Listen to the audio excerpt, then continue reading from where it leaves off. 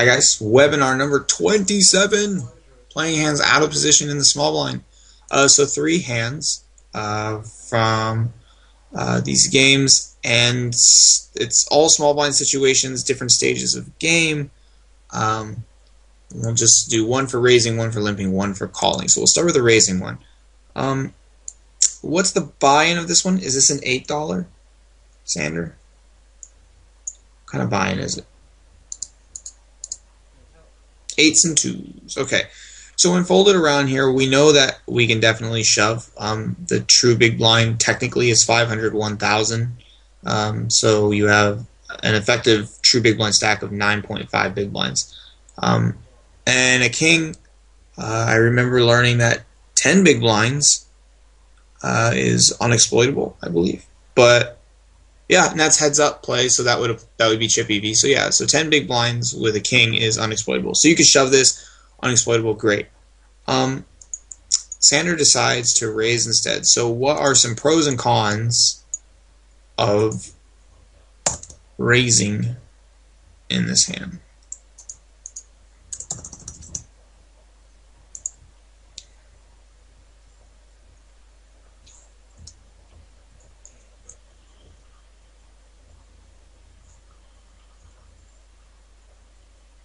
Right. So not risking whole stack, multiple streets or chances to win. Good.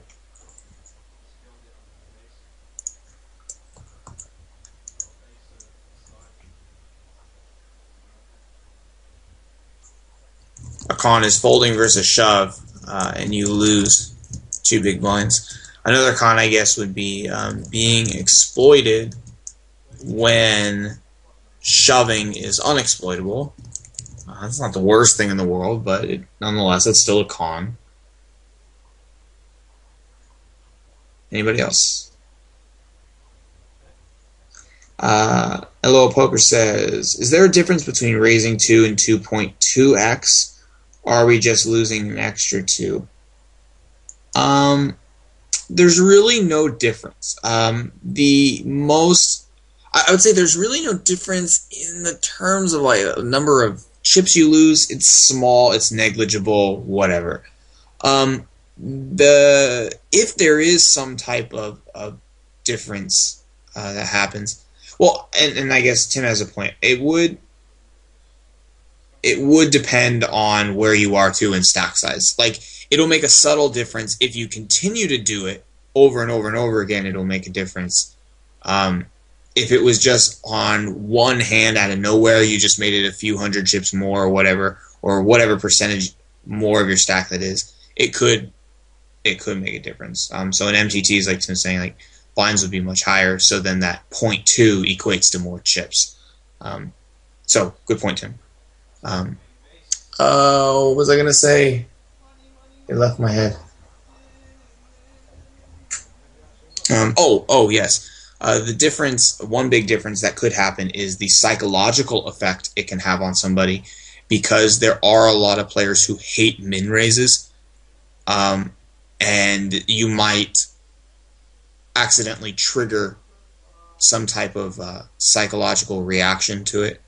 It's kind of like that whole classical conditioning from psychology classes, if you guys learn about that stuff. And some guys just really despise min raises.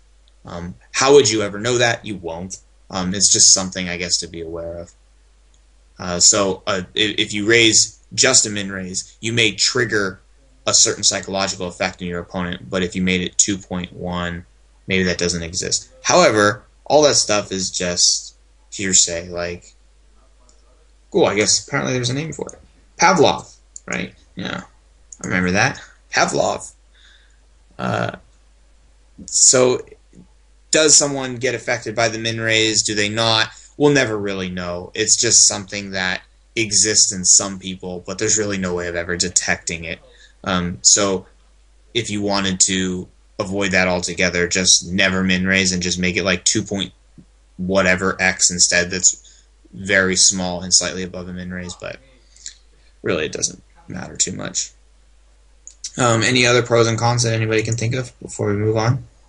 See what Villain does here. He flats. Top pair. Oh my god. Now what?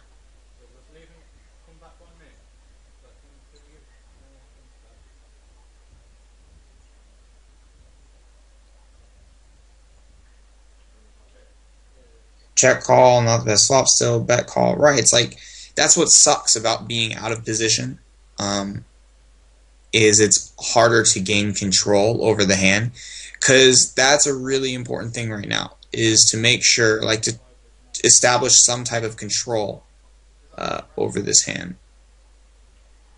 So when you're in this situation, that's why, like, if I could be in position, I'd rather do that, because then you can decide if another card will come out. You can see what your opponent does first. Here, what you need to do is you need to do something that establishes some type of control for you, like some type of mental control in the hand. Because checking is good and betting is good, but you have to do something that for you personally allows you to control what's going on. His range doesn't actually hit this board when he doesn't shove. How do you know that? Who's to say someone doesn't flat in the big blind here with Queen 10? Sure, some people shove, but some people will flat too. Like, how would you ever know?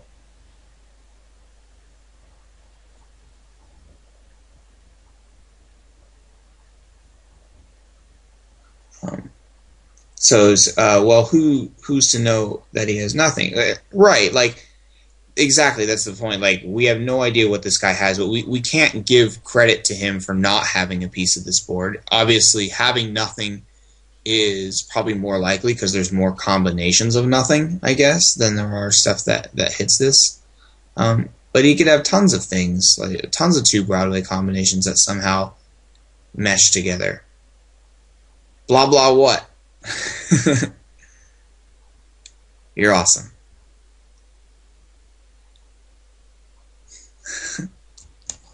I was trying to type a smiley face back. It didn't work. Okay. But whatever you do here, you have to make sure that in your mind it establishes control. So, like, for me personally, what establishes control for me is betting small to extract value from worse hands, but to control the size of the pot. Puyan, that's enough.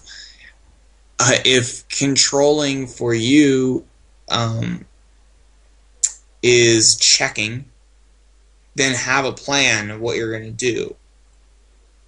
So Tim says there's not much pot control we can do with this ratio, where you have like 3-ish times the pot, maybe a little less because of the effective stack size. But whatever you do, you just want to make sure that you have things under control, because these are very easy situations to just blow stuff, to blame losing on, oh, I have top pair, I can't fold with this stack size or something like that, because it's very, very possible. So you want to make sure that you have control here, whether it's checking or betting with a certain intention. Let's see what Hero did here. So you bet 16. Cool. Villain calls. What does he have? Could be a second best hand. What is it? What kind of hands does Villain have now when he calls?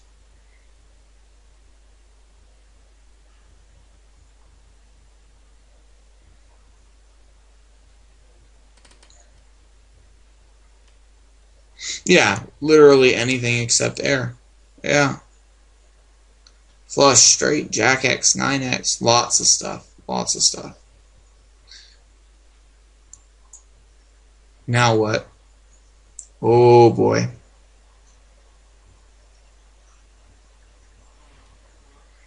Yeah, essentially the worst card. That and the Ace of Spades and the Jack of Spades are the worst. So Tim says check fold.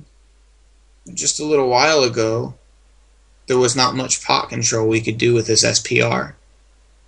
So how did you go from no pot control with this SPR, oh, you just have to get it in, whatever, to now it's a fold? I mean, because if anything, that proves that there is some control to have. Because now, by keeping the pot under control, now you're able to see, like, yeah, albeit except when bad cards come. Right. So by controlling your flop bet, or having the intention of controlling the pot through a check or a bet, you can prepare for the worst case scenario, which is essentially this. Like, this sucks. This sucks big time. So what can you do now to control it?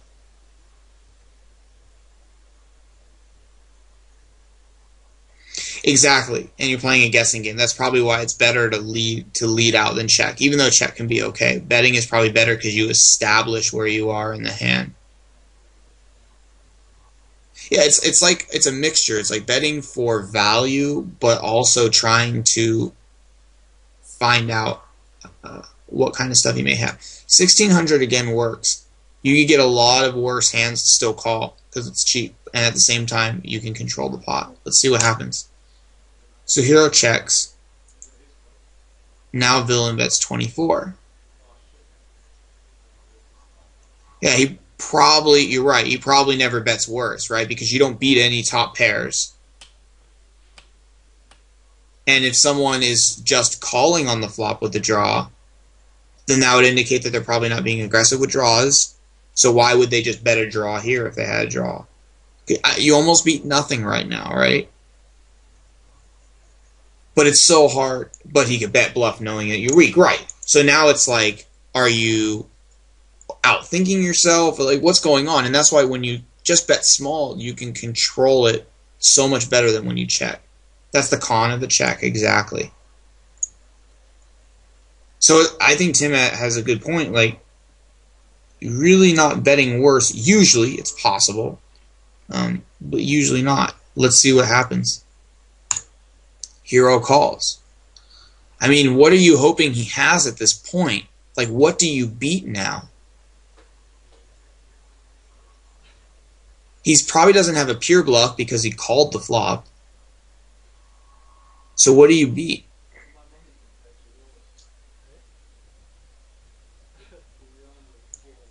Good point.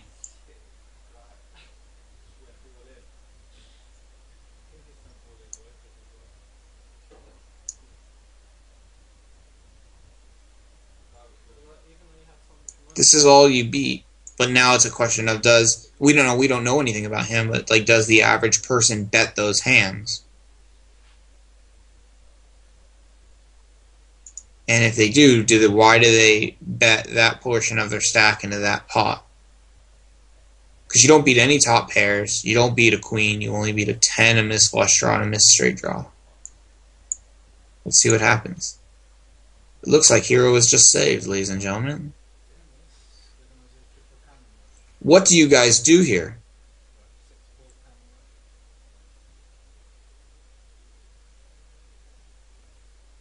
Okay, so Tim says jam. What do you guys say?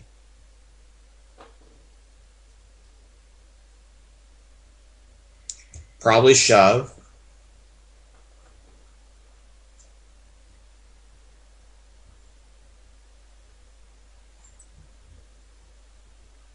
Now this is really interesting. How about this?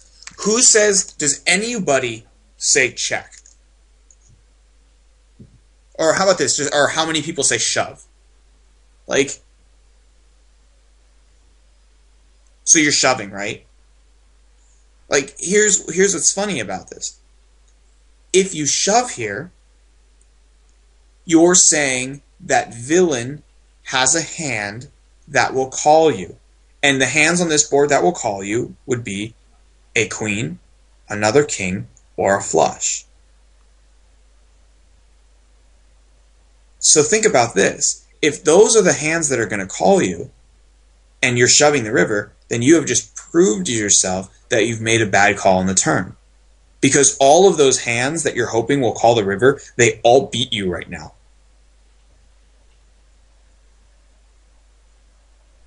Weird, huh?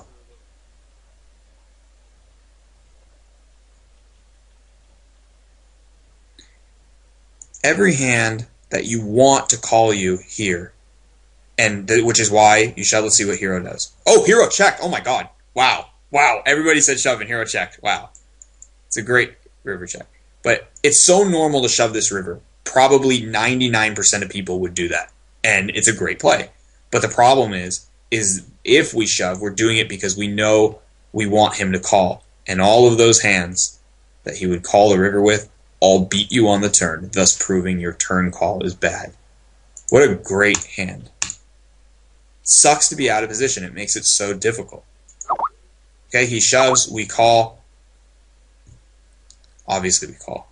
And look, oh my god! Wow! Wow, wow, wow, wow. I had no idea he had Jack 7. Very interesting. What a great hand. We did actually beat something on the turn. Look at that.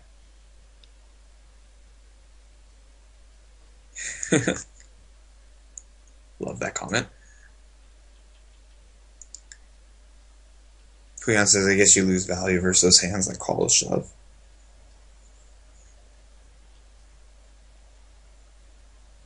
You had Jack X on the flop. Are you jamming? I don't know. You could. Yeah, and the thing is about the river, it's very difficult for someone to bluff the river. Like, that's a lot more complicated than raising pre-flop, than c-betting the flop, you know. Someone's mic's on. Figured out. It's upside down picture. I just see a W. It's why me.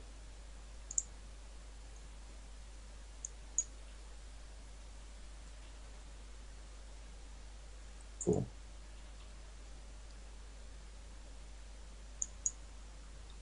All right, next hand.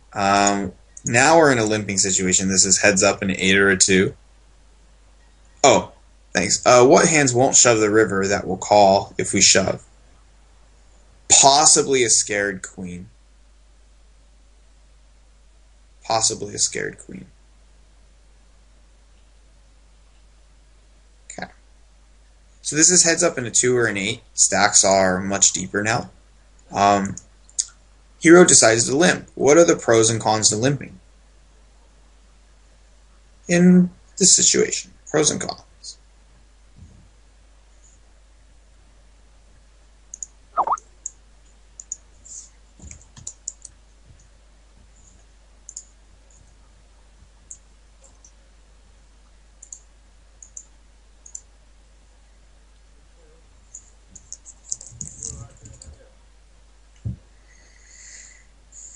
Kuyan says pot control. Sanders says, we assume we are better than most people post-flop. Yeah. Deeper stacks equals more skill. Limping creates deeper stacks, deeper SPRs. Or larger SPRs, whatever. I guess disguise that you have an ace. Are there any cons to limping here? I can think of one right off the bat. Less chips to win because the pot's smaller. Well, I guess on the flop. It could get bigger eventually, so it's in the flop. Good con. You give him a free flop. It's true. Ooh, that's a great one. His range isn't defined. I guess apart from all obvious hands that would raise, so pretty much. Anything else? I like the cons more than the pros. I like that because we're always so concerned about why are we doing something that's good. We're making good plays. So it's always good to think about, even for good plays, think about cons associated with that. Because every good play is pros and cons. Unless you have the nuts, then maybe there's not really any cons to that. Sanders says, can you ever define his hand versus a random opponent heads up where you play like 10 hands versus the guy? It would depend on what you've seen from him so far. I'd say most likely definitely not. But there are some cases where you can learn something about a guy's personality, perhaps in 10 hands. Sometimes it only takes one hand where you see something strange. And where you get to see villain's cards to where you can make some assumptions about his personality. And that can definitely happen in 10 hands. Anything else?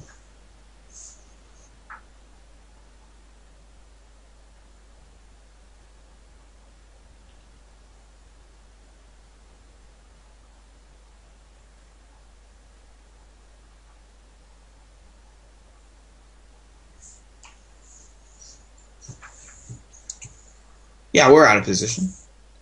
I guess that is the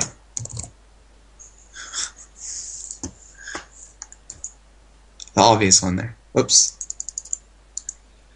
So here, after hero limps,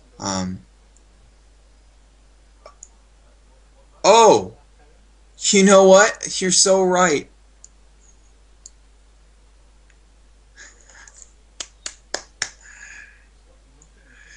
Crap, I guess me and Sander messed up. I messed up because I asked for it. Good.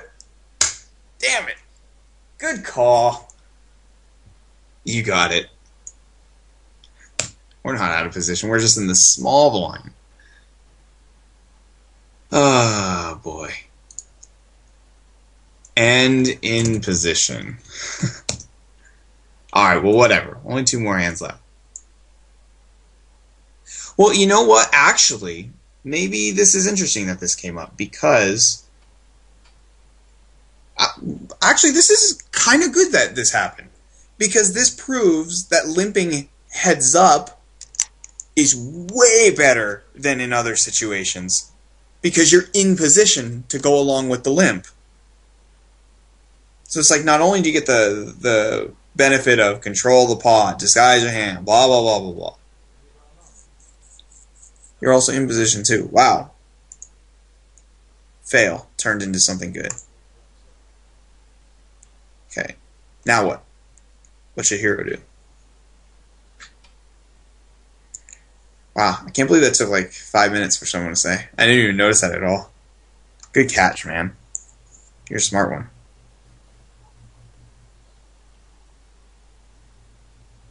Well, you're in, I guess you're in position now. Hero bets. Well, see, and pretend you were out of position in this hand. It'd be so much more difficult to play, right?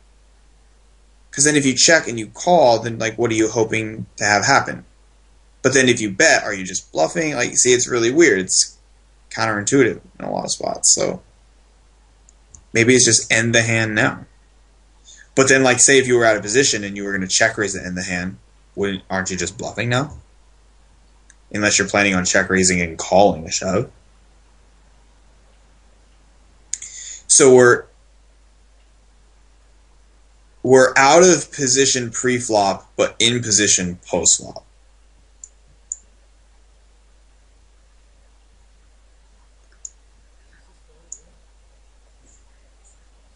And you get all the perks when you're the button heads up.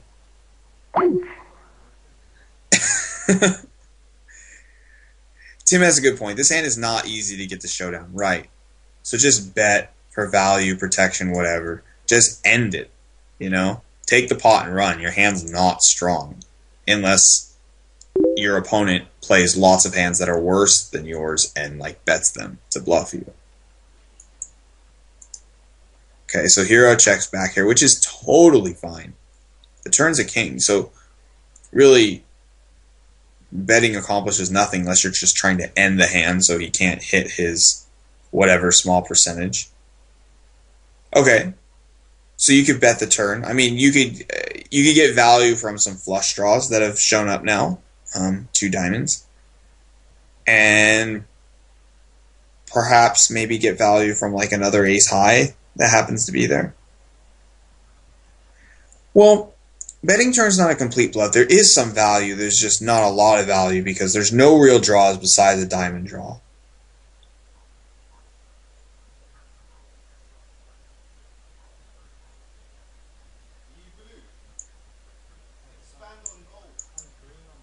We do beat some 2x ones, that's true.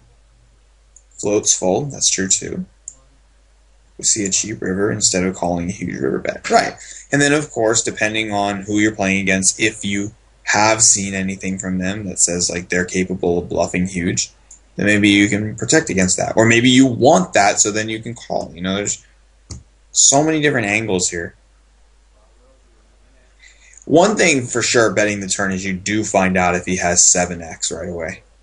Because most people check call flop check raise turn. Very common line people take with the nuts. And Team Viewer just decided to cut out. Excellent.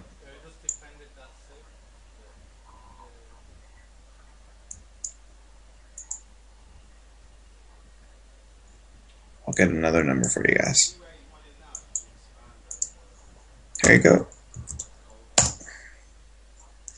Yeah, the audio, Skype's working good. I don't get why TeamViewer just decides to cut out. I wonder if it's cutting out at like an even part, like exactly 30 minutes in or exactly 40. I wonder. Anyway, so hero checks. Now, you probably have the best hand most of the time. But I would assume the standard line to take here would be like, he checks, you check back, right? Because it's not like you're trying to get value from ace high or something if you bet. Let's see what happens. Holy cow. So look, so what Tim said actually came true here. So now you're in a spot where he's called the flop, and he's checked the turn, and since we checked on the turn too, like what Tim said, we don't get to know if he has 7x now. And now he bets 42K.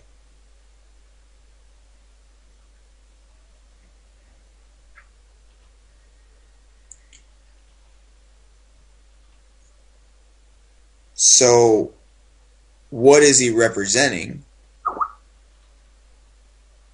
Well,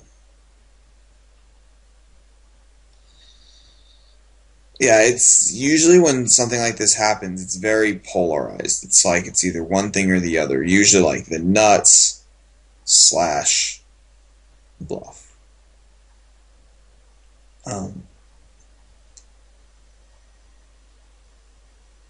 Yeah, and then the thing is of course, if someone is skilled enough, blah, blah, blah, then it's not always like that. The majority of the time when you're against, like, there's no relationship between you, you have no idea about this guy at all, that I would say law of averages would suggest, not for sure, but it would suggest that it's a 7 or air.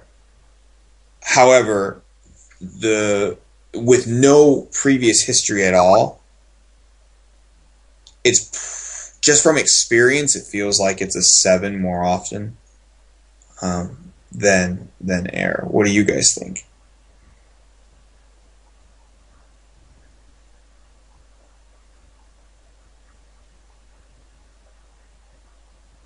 One benefit of folding too is that you just get to stay at 135K. And like Tim said, you can own them later. Yeah, and if you've never seen this in him before, like, what does that mean? And Matt says he can't even recall seeing an overbet of air. A lot of times, stuff like this happens on the river. It's like they're trying to catch up for lost time.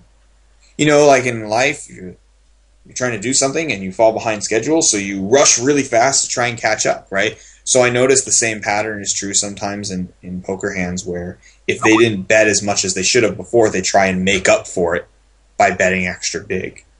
And that's something that I've seen in a lot of players. It doesn't mean that he's doing that. It doesn't mean that everybody's doing that. But it's definitely something that I've seen for a long time.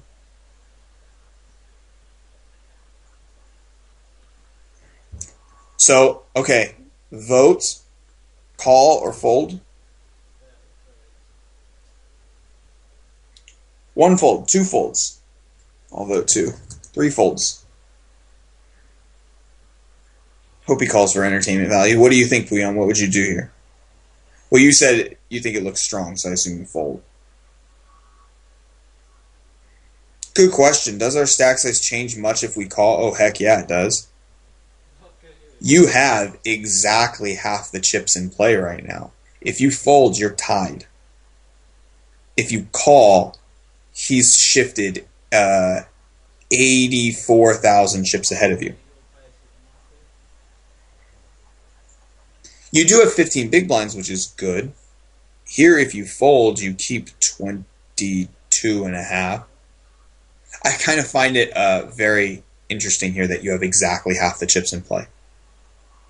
So you could fold and be tied, or call and be 80,000 chips behind if you lose. or 80,000 chips ahead if you win.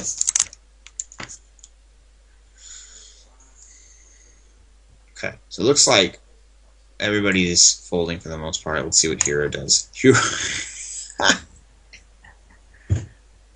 Great! I'll take it. Very, very interesting. So, I mean, I have nothing else to say. I mean, great. If you make it at the perfect time, awesome. There's a lot of things, too, that we can't detect here, like lots of those feelings and that instinct that happens while you play. And it's harder to detect that when we're just looking at an isolated hand. But it kind of seems like a fold is better overall. But I got no problem with making a call every once in a while and happening to be right. That's awesome. So, like, I think this is a great discussion. Good hand. That's true, too. Because this is kind of like a, oh my god, how did he do that? But then Tim has a point. If you lose, then you feel owned, too. Yeah. Alright, last hand. Now we're really out of position. This is about calling. Pros and cons.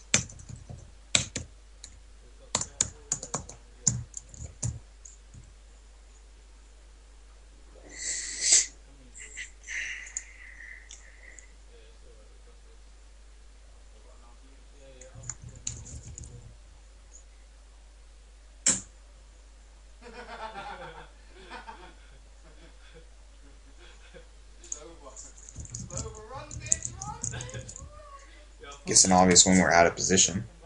So, button raised, Puyan. Hero is in the small blind. And we are talking about flat calling. What do you mean 3 to 5? Oh, 3-bet, 5-bet.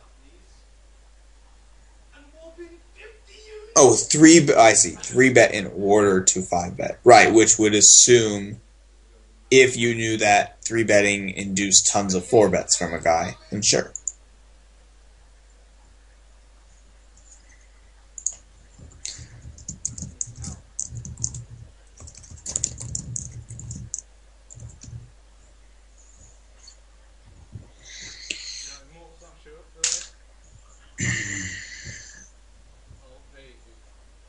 Con, we put a lot in there, so big blind might shove more. Okay. Rare, but possible.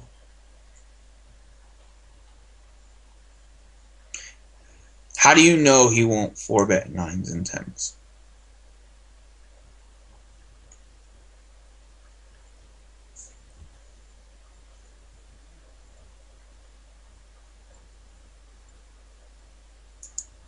Bet some people do. Can we contact this guy? Can we send him an email? Just be like, excuse me, hi? Can you just answer a few questions for me?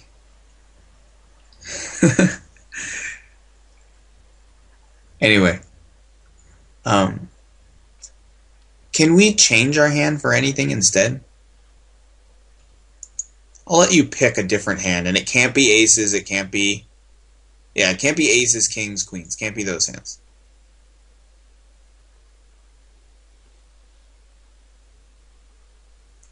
You get to pick your hand. Pick a different hand. Everybody gets to pick one. What is it? I'm going to pick 8-6 of clubs. What do you guys want instead of 2s? Okay, I get a 9-8 suited. Someone's got to hit this flop. Come on, pick a hand. A 10-9 suited. Yeah, change your hand, pocket 2s to something else, but it can't be aces, kings, and queens. Well, I don't know, Puyan. I don't know yet. I'm going to see what the flop is. But kind of going towards that a little bit. Okay, we get an ace-jack. Ooh, king-queen suited? Oh, you're lucky. That's a good hand. Alright. Okay, now let's look at this. Now, obviously, twos is a good hand now. I had 8-6 of clubs, right? So my hand sucks. 9-8 suited sucks. King queen, someone's got something.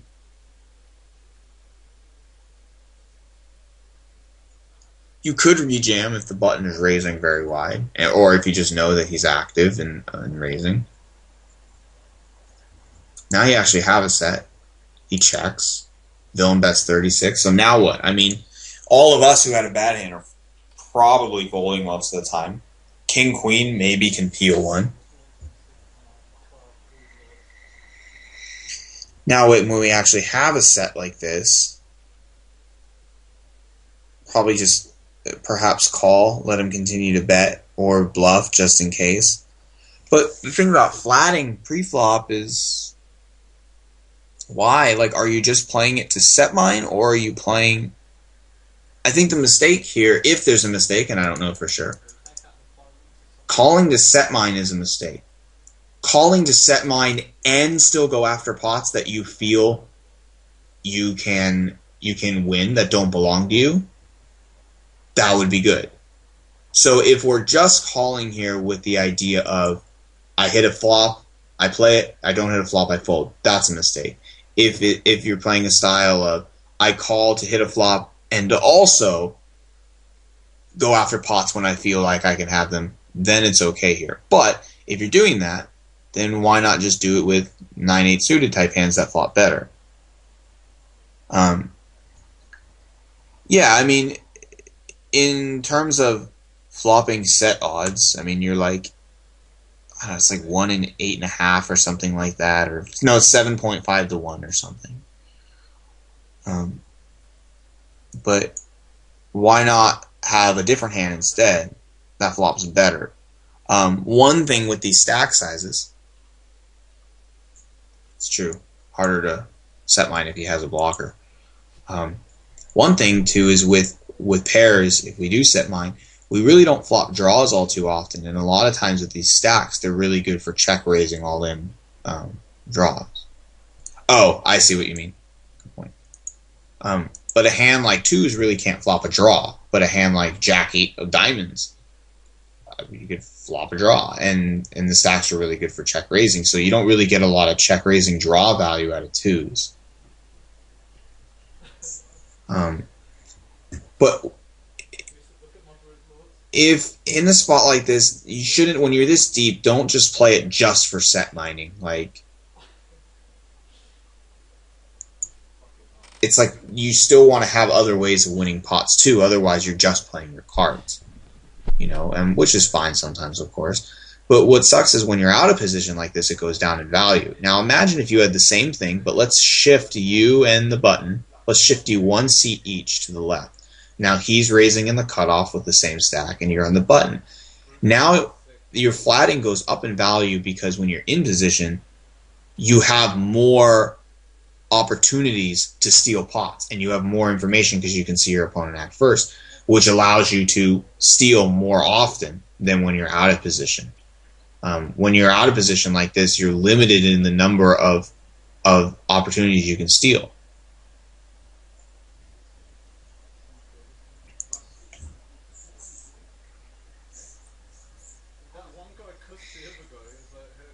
Most of the time, probably lead, right?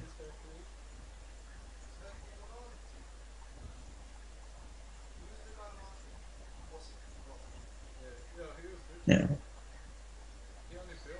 think out of position, it's so hard to bluff twos, because in order to do so, you would have to donk bet the flop, or you would have to check raise. But when you're in position, you can just raise, and then after you've seen what your opponent has done, you could also check back for a free card and do a delay bet. Out of position makes this so hard.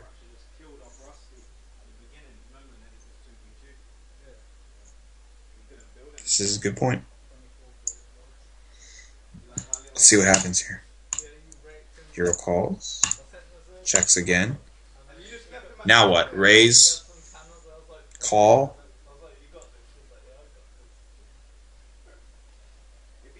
Kuyan says keep calling.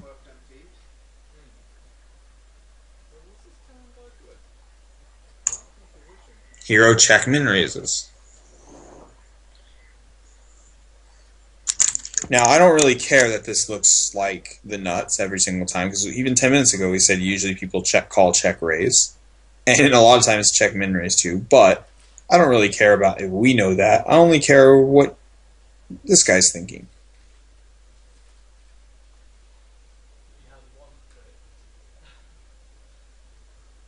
I mean, there's even a lot of good players right here who, if they had ace-king, they still can't fold. Sometimes people get caught up in what their hand looks like instead of thinking about what the opponent has. There's a lot of good players who can't even fold ace-king here. You can't. Some guys can. Some guys can't. So I think this can be okay, because a lot of players, it's possible that they're just thinking, oh wow, this is cheap, and then by thinking that, they dig themselves in deeper. Now the pot is bigger, their stack is shorter, they feel more committed. Now we'll go for value here. An ace is probably never going to fold. If this guy has an ace, there's no way, usually, that he can fold. There are guys, of course, who can fold an ace.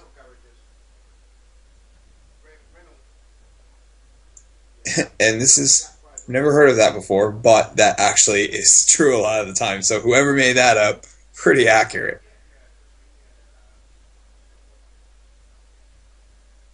I mean, here, an ace is a large part of this portion, or this person's range. I mean, he didn't care that he got check raised, he called anyway. So this seems like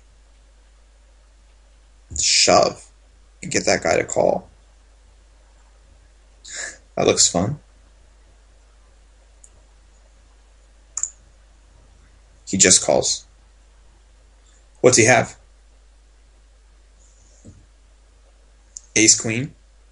Anybody else?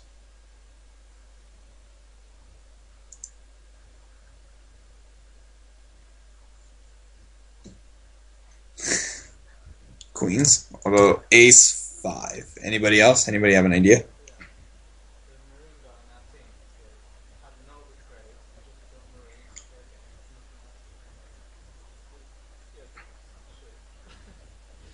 No, it doesn't really matter what he has. I just, for fun, I want to know if anybody can just guess his exact hand, just for fun. Okay, we got an ace jack, an ace 9, 4, 5 of hearts. Oh my god. Ace queen, I said ace 5. Let's see what it is. Ace 5! Woo! It's party. And I did not look. I swear to God, that's cheating. I did not look at this before.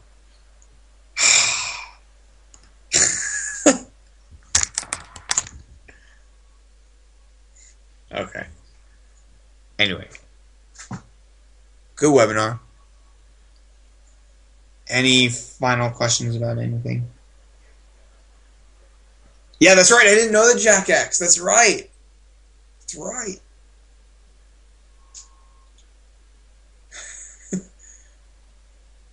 Got this webinar metagame. Okay, good. So that was a simple one. Nothing too fancy. But I hope you got something out of it. Next week, webinar 28, we'll think of a topic. Cool, guys. Thanks for coming.